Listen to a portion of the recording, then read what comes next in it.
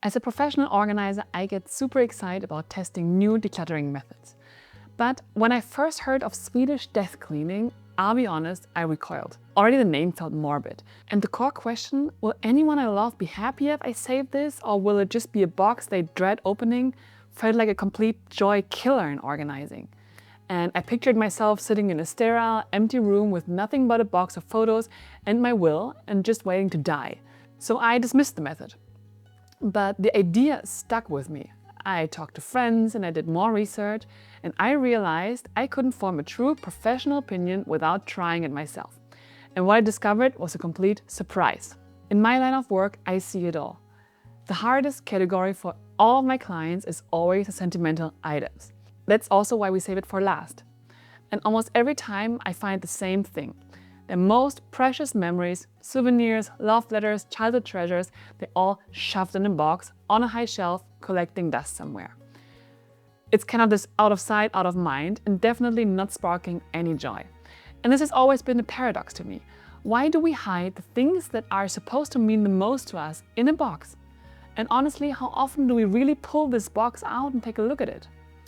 So I started to suspect that when we keep things in a box, it's a sign that it truly doesn't spark joy, but honestly we feel guilty to let it go.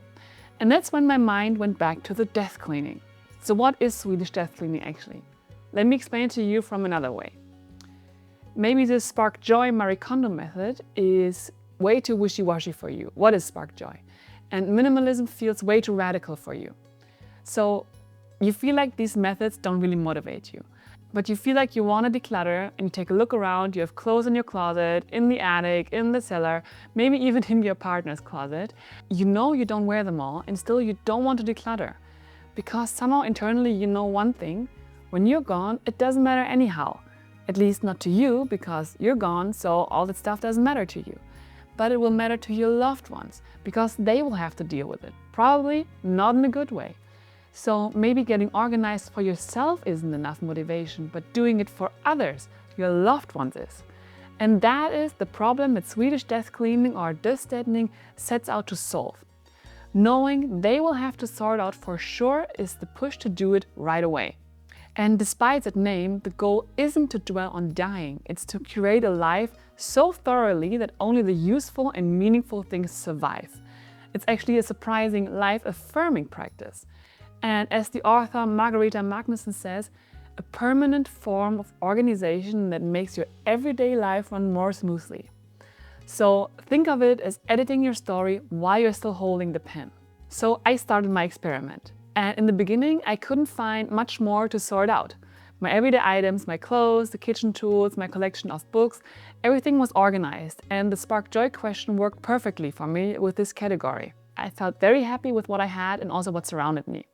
I want to wear the clothes I love right now, regardless of my children will want them someday. But after all of the more practical items, I turned to the sentimental items, and everything changed. The Swedish death cleaning question, will anyone be happier if I save this, suddenly felt less morbid and more like a laser beam of clarity. I realized the two methods weren't in competition.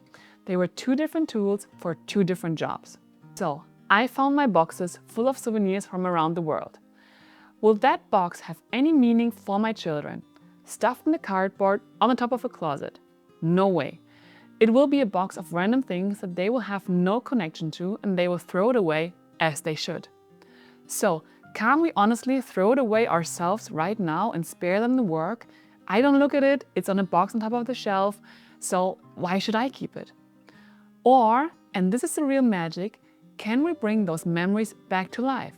And this is what Swedish death cleaning is truly about. It's not just about getting rid of things to ease the burden on your family. It's a prompt to turn your things back into stories. Let your kids pick an item from the box and tell them about the trip. Make up a bedtime story about it. Make it a Sunday event to look at souvenirs and old photos.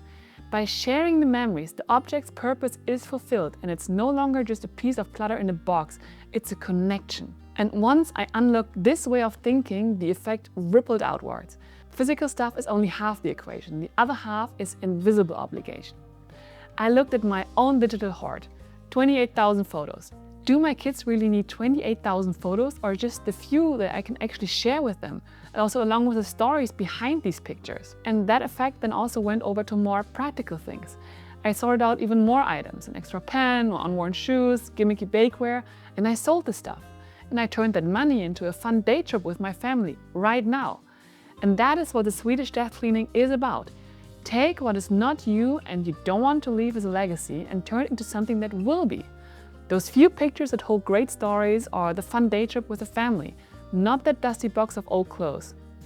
The clarity I gained by sorting through my past gave me more energy and intention for my present.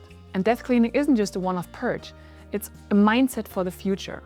My maintenance mode is now built into the act of acquiring things in the first place. So before I buy anything new, I run it through the Swedish Death Cleaning filter.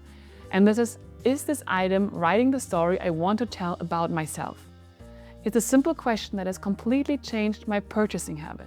I ask myself if this item is just a fleeting want or something that would genuinely add value to my life and eventually not become a problem for my family to solve. And this way my home remains a curated space and the flow of clutter is stopped at the source. So what I really gained? I didn't just lose clutter, I gained everything. With fewer things, visual to-do piles, fewer burdens and fewer things that helped me in the past, I was able to be more in the present, right here, right now. I had less stuff and more time, more money, more energy, more happiness. Swedish Death Cleaning is another method of decluttering, but what you actually gain is a new way to look and live life. You get a chance to write your story while you're in it and not just read it when it's done. So, if you also have a box of sentimental items you never look at, try an experiment this weekend. Pull out one thing and share its story with someone you love. Notice how it feels. And then come back and tell me about the object and its story in the comments. I read every single one. And if you want more professional tests of decluttering methods that lead to a richer life, hit subscribe and join the river. So, Swedish Death Cleaning changed my life because it forced me to look at the full arc of my story. Past junk, present habits, future legacy. And edit with intention. The name hints at ending, yet the practice delivers immediate beginnings. More space, more money, more time, more connection. And we all know this, death is inevitable, but leaving a burden of anxiety-triggering clutter for others is optional.